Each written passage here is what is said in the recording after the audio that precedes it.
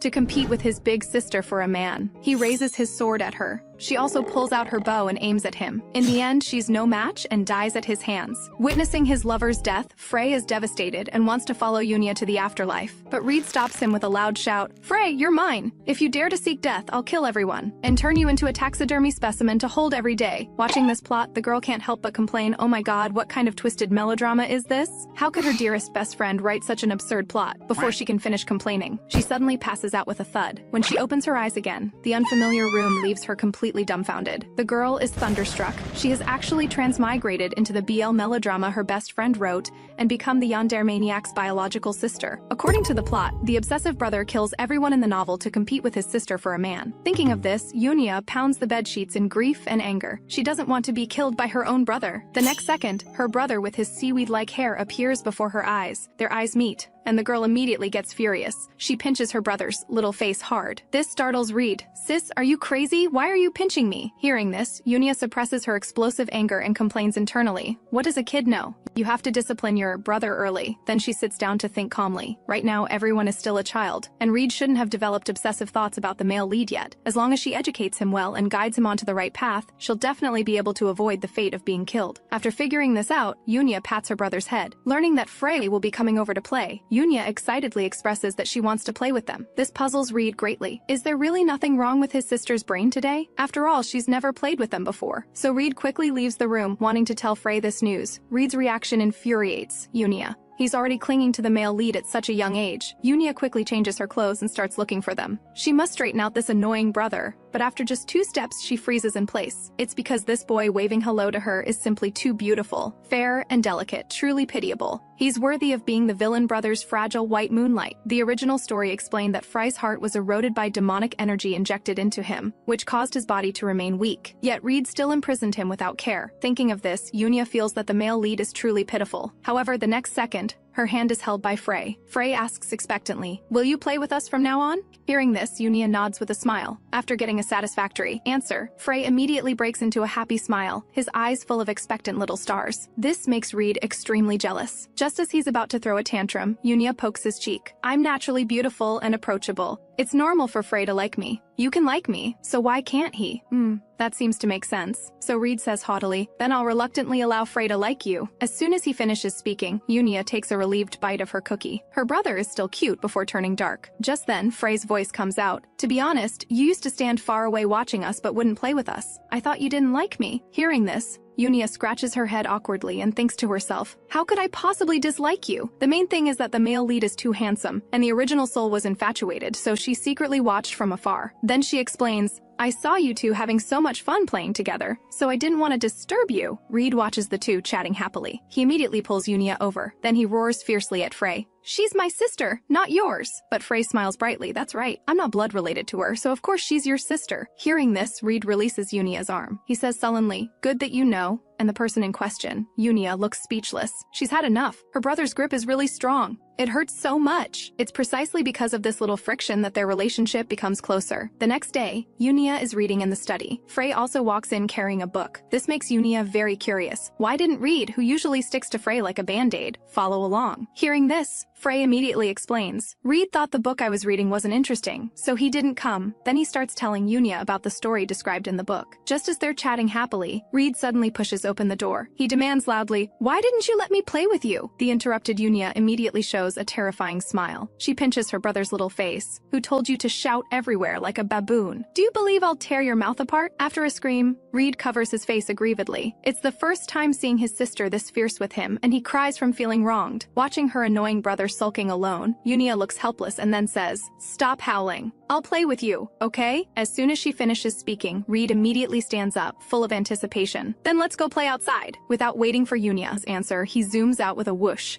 leaving the two completely dumbfounded. Yunia walks toward the door. She sighs helplessly, reforming. The villain brother is truly a long journey ahead. In the following days, Yunia patiently accompanies Reed and even tells him the story of the little prince. Watching her brother listening quietly, Yunia thinks he's being incredibly good right now. But the next second, she hears her brother's voice. "We're family, right?" "Regrettably, yes." Hearing this, Reed immediately explodes. "What do you mean, regrettably?" Seeing this, Yunia quickly waves her hands. "Hey, I'm just teasing you. We're biological siblings. Blood is thicker than water. We'll never be separated. However, Reed won't let it go. Then why do you like Frey? Good kid, so he was waiting for her here. Yunia thinks to herself that she must educate her brother properly and let him know that obsessive maniacs don't have good endings. So she says earnestly, you can't do things that make the person you like hate you, okay? Being lectured, Reed looks completely displeased. Seeing this, Yunia's face turns cold. If you don't want a beating, remember it well. The pressure from their blood relation makes Reed back down. He quickly agrees, I'll remember, but his whole body radiates a cold aura. Yunia seems to see what her brother will look like as a twisted maniac when he grows up. This scares her terribly. Oh my god, can this brother even be raised? Just as Yunia is spacing out, a clear cyst pulls her back to reality. Reed asks in confusion, what are you looking at? Coming back to her senses, Yunia pats her brother's shoulder. She keeps instilling in him, be a sunny, cheerful, good kid. Absolutely don't be trash, who forces others to accept your feelings. Reed seems to understand, but is still full of doubts. In his view, you must obtain what you like. Hearing this, Yunia's heart shatters. This brother really won't listen. Then she pulls Reed's cheeks and frantically inputs proper values. In life, how can you always get what you wish for? If you dare hurt others because of desire, I'll beat your butt until it blooms. After getting beaten up, Reed takes his sister's teachings to heart. He no longer clings to Frey all day as a little tale. Instead, he focuses on learning swordsmanship, practicing day and night. But thinking of how her brother killed her with a sword in the plot, Yunia gets a massive headache. However, just then, Frey pops out from behind a pillar, looking confused. What are you doing? I was just about to go see Reed. Hearing this, Frey says with a face full of sorrow and resentment, can you not look for him? Come read with me instead. Please? Yunia quickly shakes her head in refusal. To change the future, she needs to stay by her brother's side at all times and guide him properly. Seeing this, Frey falls silent for a moment. Suddenly, he reaches out and grabs Yunia. Yunia, I'm also learning swordsmanship. This surprises Yunia greatly. Frey is learning swordsmanship too? The plot never mentioned this. Isn't he physically weak and unable to even carry a vegetable basket? Looking at the male lead's pitiful big eyes seeking attention, Yunia thinks it over. Rather than changing Reed, it's better to distance Frey from him. So she agrees to Frey's request. She brings him back to the study. She even playfully braids his hair. That beautiful appearance could absolutely captivate Yunia. This day, Yunia comes to the training ground to watch her brother's match. Reed defeats his opponent with just one move. The maid beside her sighs with admiration. Young Master Reed is really amazing. He's already using a real sword so quickly. Hearing this, Yunia looks proud, of course. Look whose brother he is. Watching her brother in the distance, Yunia thinks to herself,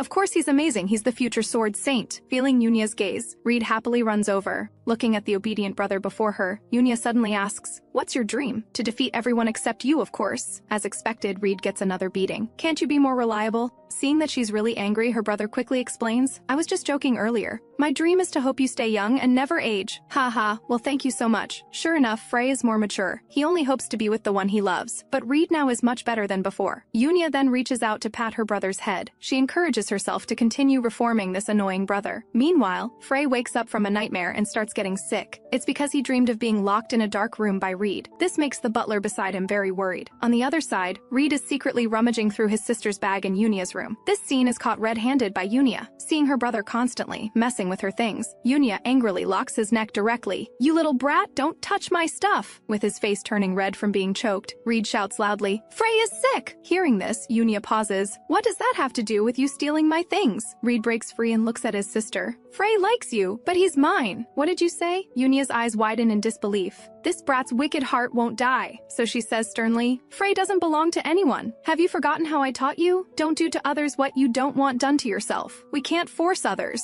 Seeing Reed left speechless, Yunia angrily walks out. But after just 2 steps, she presses her ear against the door, wanting to hear what's going on inside. Unexpectedly, she hears Reed's voice. I know you're still outside. This makes Yunia feel extremely guilty. She immediately starts running wildly. However, Reed's voice keeps coming from behind. I'm not listening! You're just reciting nonsense! The next second, her hand is grabbed. When she turns around, she sees her brother apologizing pitifully. Seeing this, Yunia says seriously, what did you do wrong? Can't I get scolded by you without doing anything wrong? Hearing this, Yunia really wants to slap him hard. But she still can't bring herself to do it, and can only patiently persuade her brother. Seeing his sister's mood improve, Reed takes out one of Yunia's gloves. Full of expectation, he asks, can I give this to sick Frey? Yunia trembles with anger. Can't you just give him a box of cookies? Then she stuffs the glove into her brother's mouth. Do you still want it now? Who knew the clueless brother would excitedly run off with the glove? This leaves Yunia speechless. but she still determines to properly reform her brother. But how to change him? This is another big problem. So she decides to go out for some fresh air. Just as she gets on the carriage to go out, the nanny gives her a suggestion: you could go to the bookstore and see if there are any parenting books. What a great idea! So they arrive at the library and carefully select books. The scene shifts to Reed's side, who has already arrived at Frey's room. Looking at the fragile boy lying in bed, Reed's eyes can't help but darken, and his hand uncontrollably picks up a lock of Frey's hair. But then he stops his action. His mind recalls his sister's teachings. He can't do this, or he'll be seen as a little creep. Meanwhile, Frey is having an intense nightmare. In the dream, he's locked in a dark room by Reed, who forces him to listen to some twisted, obsessive words. He struggles, but his weak body makes his resistance seem incredibly small. Watching the face constantly moving closer to him, he wakes up in fright, his mind still replaying the dream just now. Ugh, how disgusting! He quickly closes his eyes and recites a cleansing spell, but the next second, he feels a shadow over his face.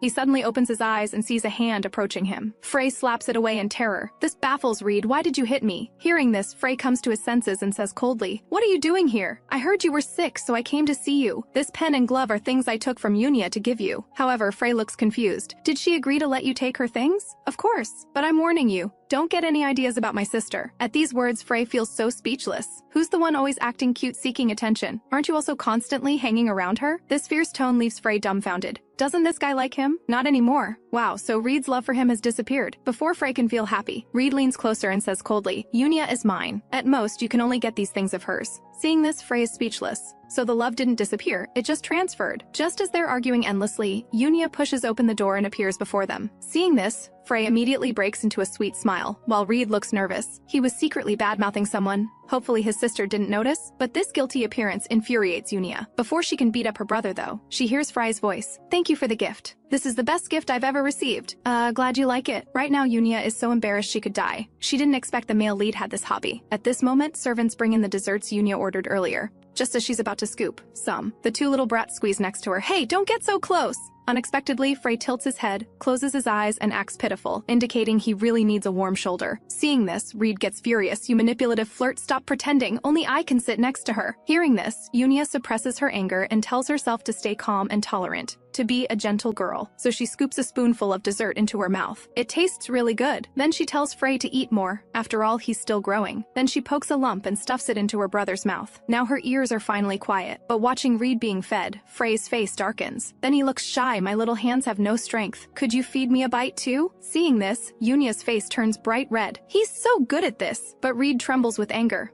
Who can't pretend to be delicate. So he imitates Frey, with misty eyes and a pinched voice saying, "I'm online waiting to be fed too. I like you the most." This shocks Unia. "Don't you like Frey? That was before. Now I only like you." Hearing this, Unia excitedly pats her brother's head. Reed is no longer obsessed with the male lead, so she won't be killed. But watching the two spending time alone, Unia gets a headache. It's because they quarrel countless times every day, and she really can't stand it anymore. So Unia slams the table and shouts, "Shut up! Stop arguing!" Then she leans close to Reed and says coldly, "Tonight I'm treating you to a good beating." After speaking, she turns and leaves, leaving the two completely dumbfounded. Seeing that she's really angry, Reed quickly follows, "Wait for me. I know I was wrong. Can you not beat me when we get back?" Watching this scene, Frey's face is full of envy. He also wants to go home with her. Back in her room, Unia turns around and sees her sobbing brother. She quickly asks why Reed is crying. Hearing this, Reed feels extremely wronged. "I'm your real brother, but you're only close to Frey, and even want to beat me to vent his anger." Looking at her brother pitifully seeking attention, Unia immediately gives him a comforting hug, constantly soothing Reed's young heart. Finally, after great effort, she manages to placate Reed. The next day, Unia is reading the book she bought last time in the garden with great interest. When she reaches an interesting part, she even shows a brilliant smile. This sweet appearance is seen by Frey as he enters, so he walks to her and smiles brightly. Then a flame appears in his palm. "Wow, creating fire with bare hands. So cool. This is the spirit king I contracted." Hearing this, Unia is extremely shocked. The novel didn't have this plot. Then she becomes happy. The plot has changed, so no one has to die. Unia's joyful expression is reflected in Frey's eyes. Is she happy for him? Then he grabs Unia's little hand, staring at her face full of affection. "I really love being with you." This makes Unia's face turn bright red. Frey must be flirting with her. Seeing her so shy, Frey happily pinches Unia's little face. "Your face is really so red." Unia thinks Frey is asking for a beating, but in her shyness, she only replies, "It's because you're too beautiful." On the other side, Reed is humbly asking his swordsmanship instructor how to improve his skills. powers. He decides to become the strongest on Earth and crush Frey with his power. However, Frey looks firmly ahead. Reed follows his line of sight and looks up. He sees Yunia sitting by the window reading. "Are you staring? That's my sister." Hearing this, Frey wants to explain, but is interrupted by Reed. "She's a heavenly beauty! Don't even think about it, you sickly person." After speaking, he turns to go find Yunia, not forgetting to warn, "Don't follow me." Hearing this, Frey smirks disdainfully, instantly radiating a cold aura. "In your past life, for me, you killed her with your own hands. In this life, will you kill me for her?" These words shock Reed. What melodramatic nonsense is he spouting? But Frey smiles faintly. "Nothing, just finding life very interesting. You're acting weird." After complaining, Reed quickly runs away. He feels today's Frey is a bit off. Why is he radiating such a cold aura? So he runs to Yunia and shares his shock. Frey is really weird, acting strange and radiating an odd aura. Haha, what is her brother up to now? Yunia then says, "Did you two quarrel again?" "No, but your expression is very guilty." Hearing this, Reed can only change the subject. "Sis, do you want to have some dessert together later?" Yunia answers without looking up. "Sure, I'll have dessert ready waiting for you." Before Reed can respond, she feels dizzy. Scenes from the plot also appear in her mind.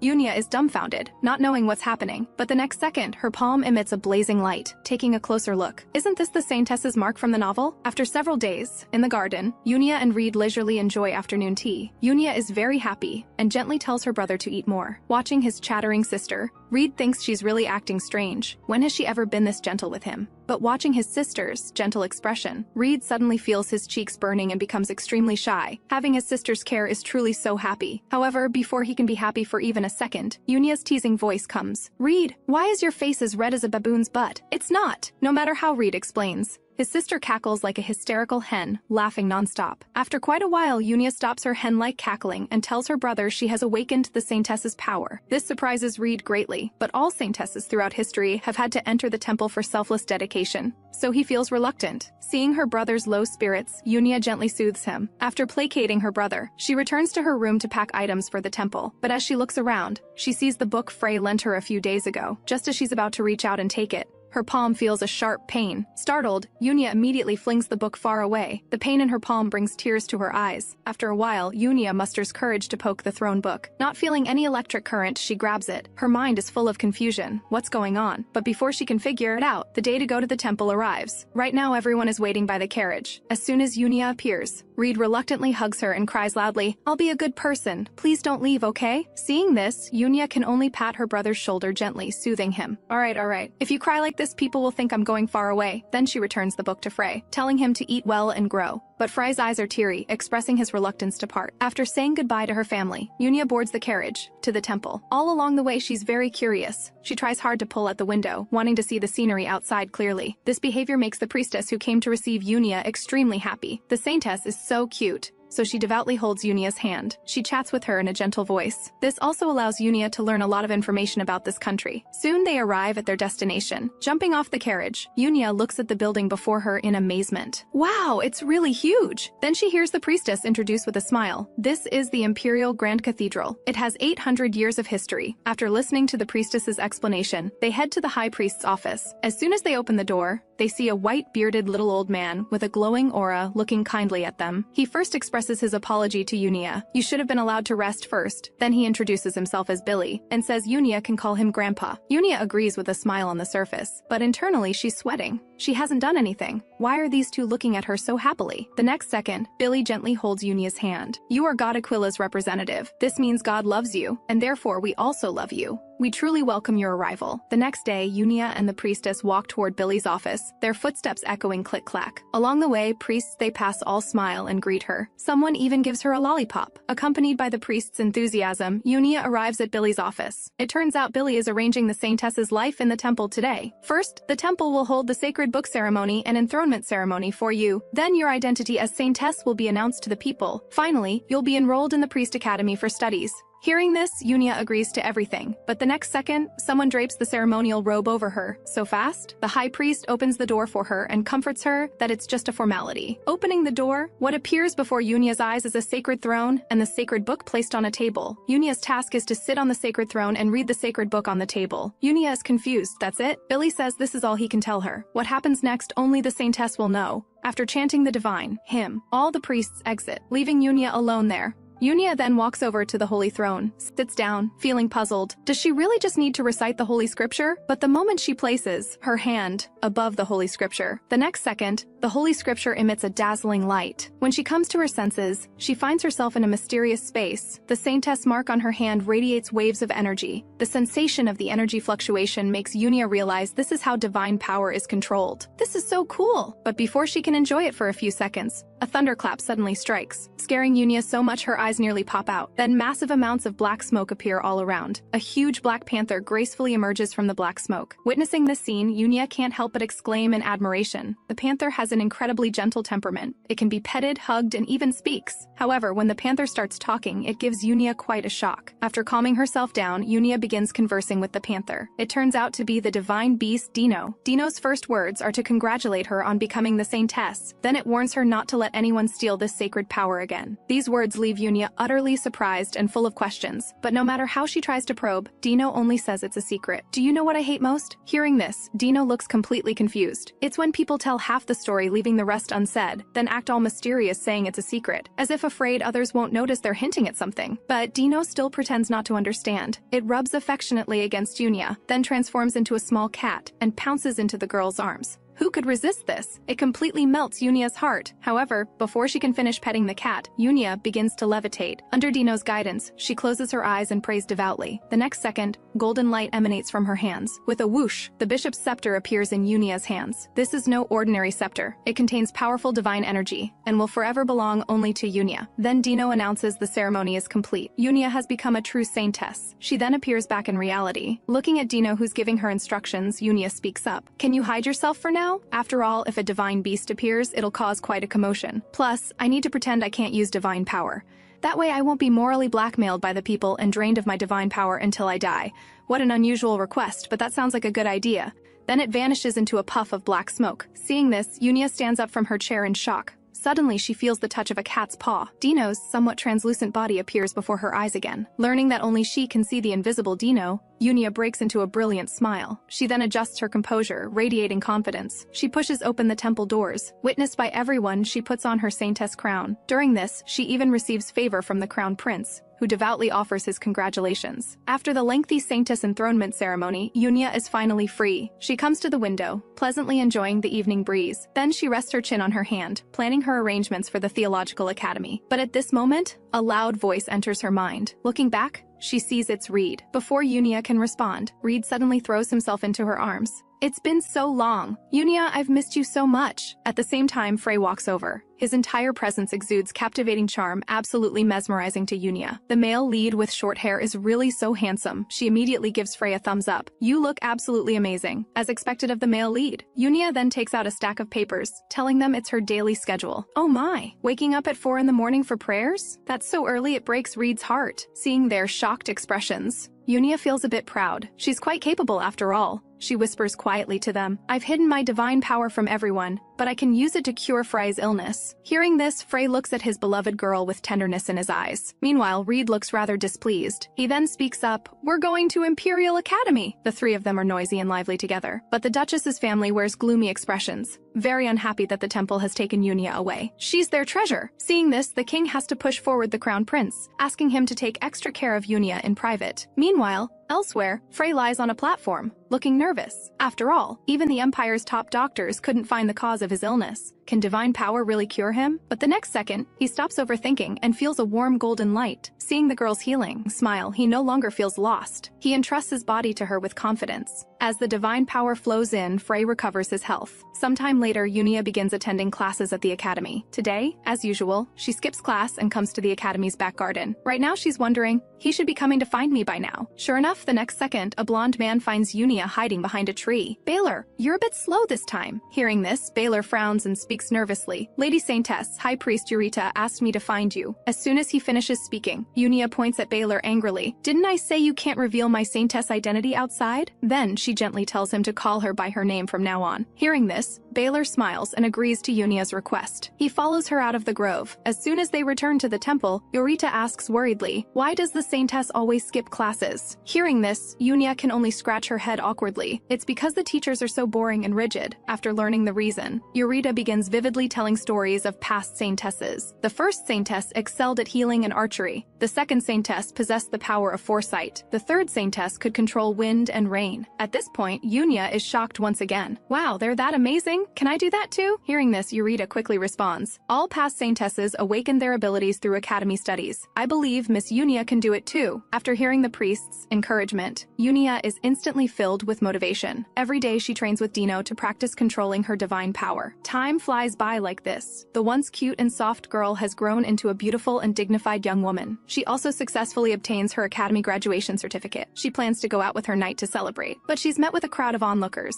However, a call of her name breaks through the noisy crowd. Yunia turns around happily. Sure enough, it's her crybaby brother, and he's gotten much more handsome. Reed quickly walks up to his sister, asking about her well-being. He doesn't forget to glare petulantly at Baylor, silently warning him. This is my holy knight protector. You can't be hostile toward him. Reed agrees verbally, but as he enters, he still glares at Baylor. He even slams the door shut on him with a bang. Now you don't have to see that annoying guy anymore. Seeing her brother act so childishly, Yunia shakes her head helplessly. Seriously, she can't deal with him. She then gently congratulates her brother on becoming the Empire's youngest and most outstanding sword saint. Reed quite enjoys his sister's praise. But next, Yunia starts asking about Frey's news. Why didn't you two come back together? Hearing this, Reed gets jealous again. Why do you care so much about him? Are you going to tell me or not? Do you want a beating? Seeing his sister is really angry, Reed nervously scratches his head and honestly explains Frey's situation.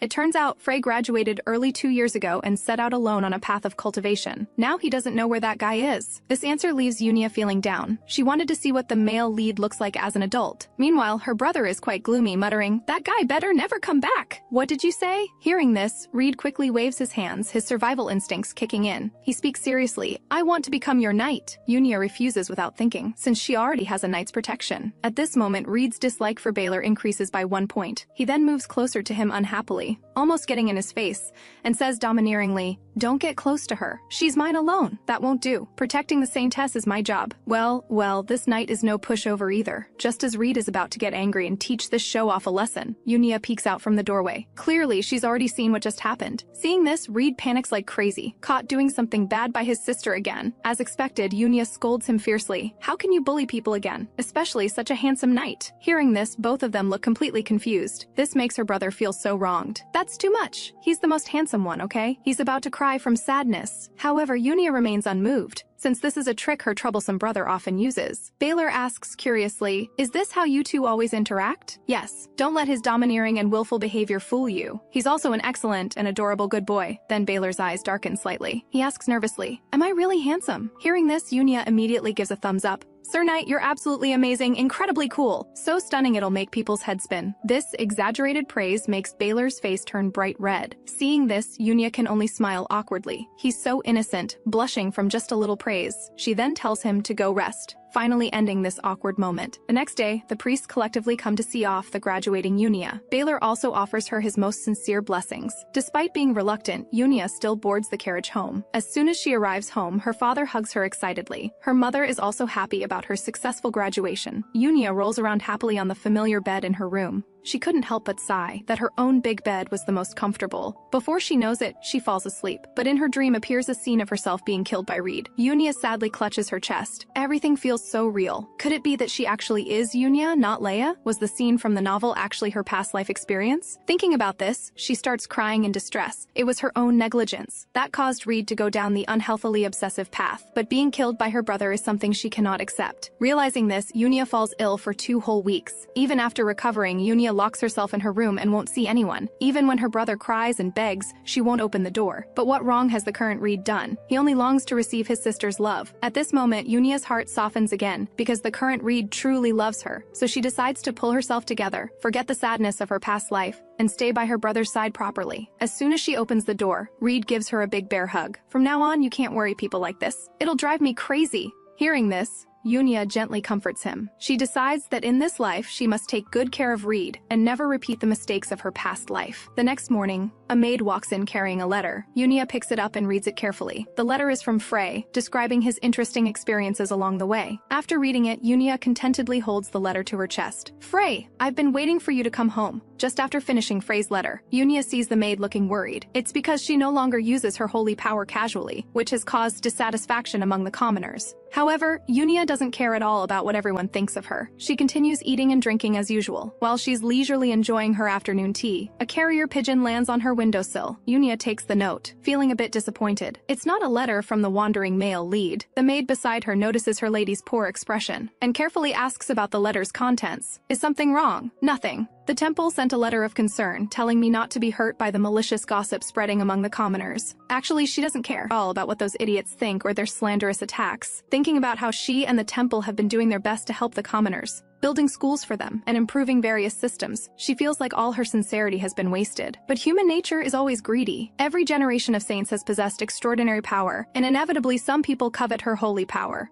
You want my holy power? Well, I'm not giving it. That'll teach you. The scene shifts to Frey's side. He dreams again of being imprisoned by Reed. In the dream, he could only watch helplessly as Yunia died before his eyes, and Reed behind him blamed everything on Frey, threatening him that if he dared to escape from his grasp, death would be his only option. Holding Yunia, Frey stares blankly at this unfamiliar and terrifying Reed. Suddenly, he jerks awake, realizing it was just a dream. Passing by a mirror, Frey seems to see himself from the dream again. Then a smile appears at the corner of his mouth. He has already decided to change. He will become strong to protect Yunia. However, as his memories awaken, Frey obtains more and more information. To uncover the secret of the cycle between his past and present lives, he decides to seek out the people who appeared in his dreams to answer his questions. The first is his childhood friend Lena. In the dream, she was the second woman who sacrificed herself for him. Following the Elf King's surveillance of Lena these past few days, he arrives at the address it provided. Hearing the knock, Lena opens the door with a puzzled expression. The person before her makes her eyes widen. Frey smiles and greets her. "Lena, long time no see." Hearing this, the woman excitedly moves forward to hug Frey. Her eyes are filled with happy little stars. Lena invites Frey inside and happily serves him tea, but her eyes can't help glancing at him. Those melancholic eyes, that restrained aura, and that perfect physique with 8-pack abs. She secretly swallows her saliva. She's determined to have this man, so she puts on a sweet smile. "Little Frey, I've missed you so much. Did you miss me too?" "Sorry, not at all." Hearing this, Lena is shocked. How could Frey possibly not miss her? After all, she had been using demonic power on him since childhood. This was also a major reason for her confidence in winning Frey over. But looking at his cold eyes, she forces herself to stay calm. "Frey, what's wrong? Are you angry that I haven't been by your side these years?" But Frey completely ignores her. He takes out a book from his pocket. Now Lena can't keep her composure anymore. She asks urgently, "Have you shown this book to anyone else?" "Of course not," Frey denies. This answer makes Lena unable to hold back any longer. The demonic array in the book has been destroyed. Frey is no longer under her control, and now he's even lying to her. Soon Lena calms down again. "Frey, you came all this way to find me. Surely it's not because you missed me and wanted to see me, right? If not, then why? You're overthinking it. I just understood some things and came to thank you." Frey doesn't plan to tell her about the scenes in his dreams. Does she think he's stupid? He can tell she has ulterior motives toward him. He doesn't want to use his good looks to extract useful information, so he immediately gets up and leaves the room,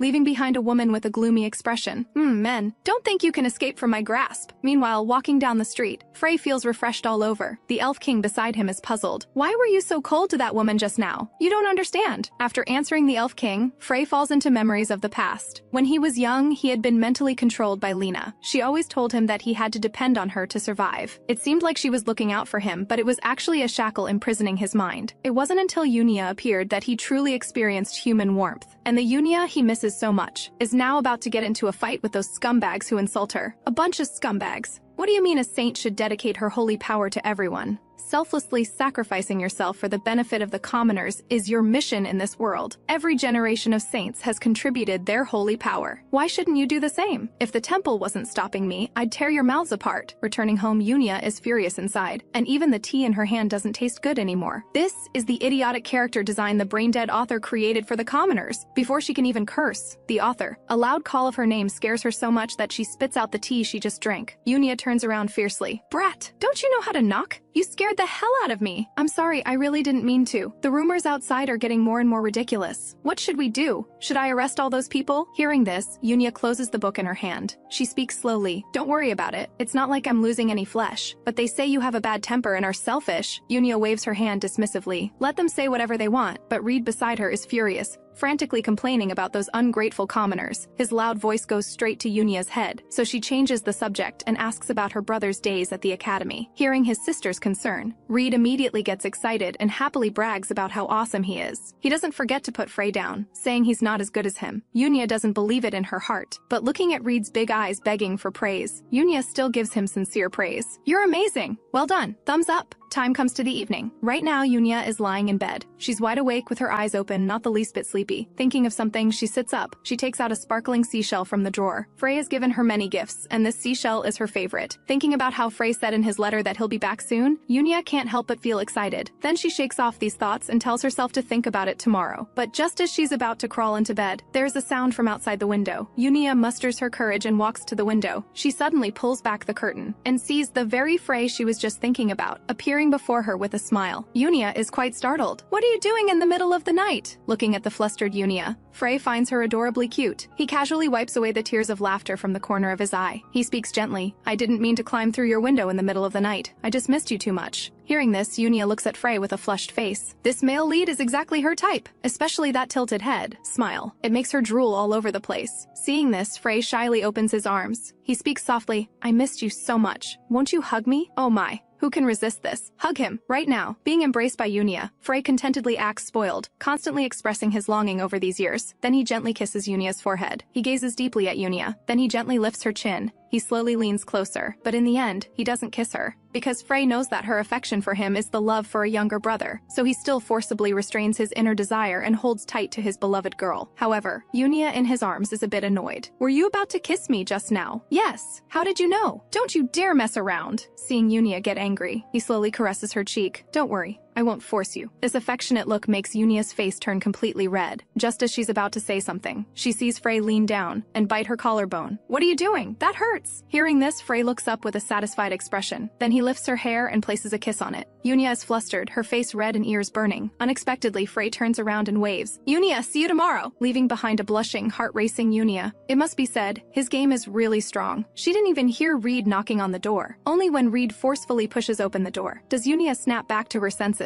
As soon as he enters, Reed frowns, constantly searching the room for Frey. This leaves Yunia speechless. Does he have a dog's nose? He can even smell Frey's scent? Hearing his sister's complaint, Reed speaks pitifully. "I knocked outside for ages and you wouldn't open the door for me." Before Yunia can answer, he sees a conspicuous red mark on Yunia's neck. This makes Reed furious. That bastard Frey, how could he? "What if I said this is an allergy? Would you believe me? What do you think?" Reed is so upset he's about to cry. He hasn't even kissed Yunia yet. "How could Frey?" Then he speaks resentfully. "He treats you as his real sister. No matter how much he misses you, he shouldn't be kissing you." These words shock Yunia. "So I'm just his sister?" Looking at Reed's sorrowful expression, Yunia suddenly realizes the purpose of her coming to this world is to save her obsessive brother, so she needs to focus more attention on Reed. Thus, Yunia immediately starts comforting the agitated Reed. However, Reed stares at that conspicuous mark and suddenly becomes furious. He reaches out and forcefully tries to wipe away the mark. It hurts so much that Yunia gives him a flick on the forehead, but Reed still won't give up. He stubbornly points at the sofa and insists on sleeping in the room. As his sister, Yunia can only lie down and indulge him. The next day, Yunia, bathing in the bright sunshine, decides to watch Reed practice swordplay. But after just 2 steps, someone pokes her shoulder. Looking back, it's the handsome, smiling male lead. Frey enthusiastically asks where she's going. When he hears it's to watch Reed train, he immediately stops smiling. Then he clings to Yunia, insisting she take him along to watch Reed. Noticing her quietly pulling away, Frey immediately grabs Yunia's hand. This startles her. "What?" Frey points at the fading mark and speaks gently. "What did Reed say to you last night to make you keep your distance from me?" Hearing this, Yunia speaks slowly. "He said you only see me as your real sister, so we shouldn't be too intimate." Hearing this, Frey freezes. Right now, he has already cursed Reed 800 times. Seeing Frey's strange expression, Yunia asks with concern, "What's wrong? You seem angry." Hearing this, Frey immediately puts on a sweet smile. "How could that be? I would never be angry in front of you." Then he gently touches that mark. He leans close to Yunia's ear and speaks, "Silly girl, do you really think I only want to be your brother?" These straightforward words leave Yunia at a loss. She's not a child who doesn't understand feelings. Of course she can sense Frey's intense love for her, but thinking about Reed's deep dependence on her, she doesn't want to accept Frey's feelings too soon. She's really afraid Reed will become anxious and violent. And Frey, seeing Yunia's conflicted emotions, seems to understand something too, so he speaks gently. I will respect your choice and will always wait for you. Then he devoutly takes his beloved's hand and gently places a kiss on it. This makes Yunia feel guilty. After all, right now she's considering Reed's feelings and can't give Frey a positive response. However, Frey doesn't mind at all. He holds her hand and humbly asks her not to reject his feelings. He will definitely make her fall in love with him. Seeing this, Yunia can only smile and change the subject, but inside, she's already thrilled. That's right, she actually likes Frey. However, thinking about how she's fallen in love with the man the original story's obsessive character loved, she feels it's both dangerous and melodramatic. But before she can complain to herself, she sees Frey suddenly lean close to her forehead and slowly utter a sentence. Do you like me too? This question makes Yunia's face turn completely red. Looking at the male lead's devastatingly handsome face, how could she not like him? And he's really good at flirting. Every time he flirts, her face turns red, and her heart races. At this moment, she suddenly feels like her brother is unnecessary. Frey also looks at Yunia's reaction with satisfaction. He reaches out his hand, wanting to hold hers. He even shyly rubs his hands together, looking bashful. To be able to hold your hand, I've been carefully applying hand cream every day. So holding hands or a hug, pick one. Seeing this, Yunia proudly refuses. No way. Don't even think about tempting me. Hearing this, Frey immediately becomes sad. But you hugged me yesterday. You really are heartless. Yunia is somewhat helpless. Frey wasn't like this when he was little. Thinking of this, Yunia tentatively asks, you haven't been reading some weird books, have you? Like 101 Ways to Capture a Woman's Heart? Seeing Yunia get angry, Frey quickly says he's just joking. At the training grounds, seeing his sister arrive, Reed is very happy. But seeing Frey standing beside her, he immediately grinds his teeth in anger. He whooshes right over to Yunia's side. While doing so, he doesn't forget to glare at the Frey who followed along.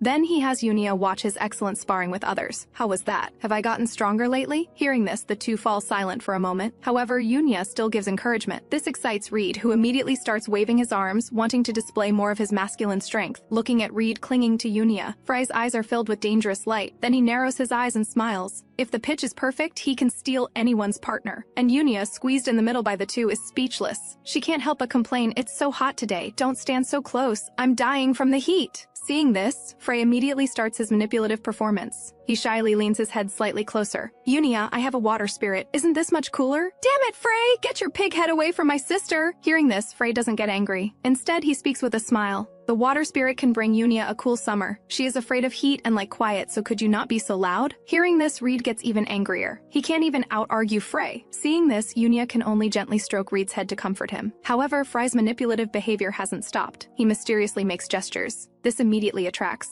the attention of Yunia, who's eating pastries. Then she sees Frey point at Reed and speak pitifully. Yunia, these days I continually have dreams where Reed descends into madness, holds me captive, and subjects me to torture. I'm really scared! Hearing this, Reed immediately becomes furious. How could I possibly be that twisted? You shameless little manipulator, how can you slander me like this? But Yunia listens with astonishment, her heart full of questions. Then she hears Frey describe his wandering experiences. When he mentions Lena, Yunia is shocked. Isn't this the cannon fodder female supporting character who died saving the male lead in the original story? Then she excitedly steps forward, wanting to clarify the questions in her heart. She hears Reed speak slowly. Yunia, why are you so excited about Frey's childhood friend? Reed's words shock Yunia again. Because in the original story, young Frey had no playmates at all. She thought this information was confusing enough, but there's something even more puzzling. Frey is still searching for news about Gina, but Yunia has no idea who this person is because she never saw this name in the novel. Right now, Yunia's little head is filled with big questions. But at this moment, a maid suddenly walks in. Miss, a paladin has come to visit.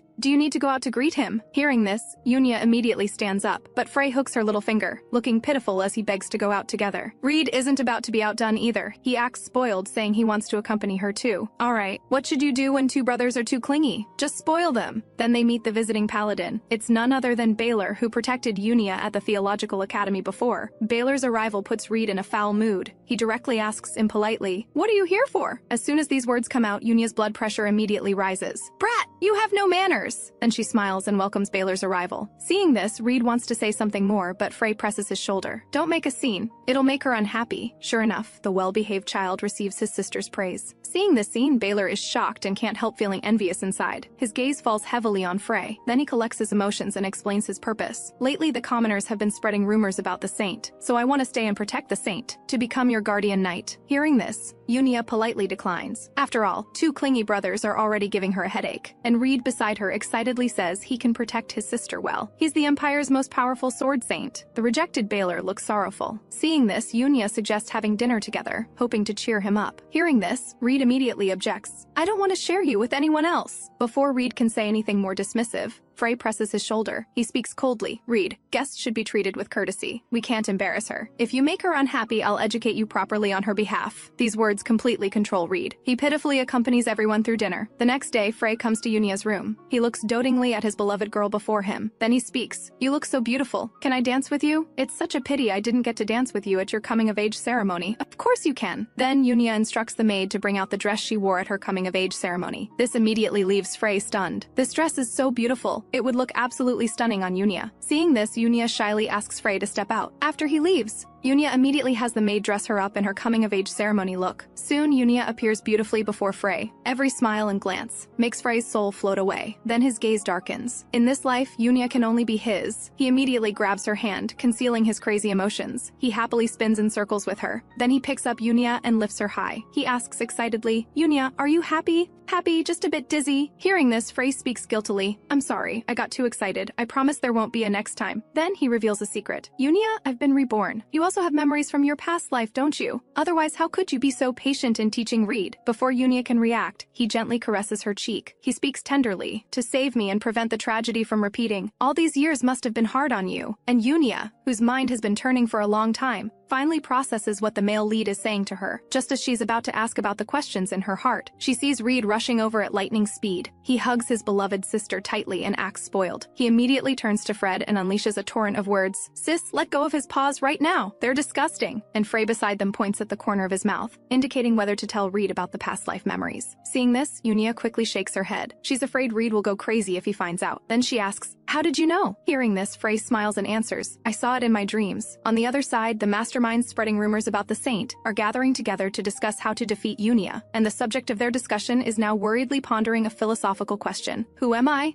Where did I come from? Where am I going? Why am I here? Unable to figure it out, she prepares to go out and look for relevant clues. But unexpectedly, she's stopped by Reed. This makes Unia furious. What's your problem? Why won't you let me go out? Just as the siblings are in a standoff, a small white dove flies in. It lands lightly on Unia's shoulder. Reed immediately reaches out to grab it, but gets slapped by his sister.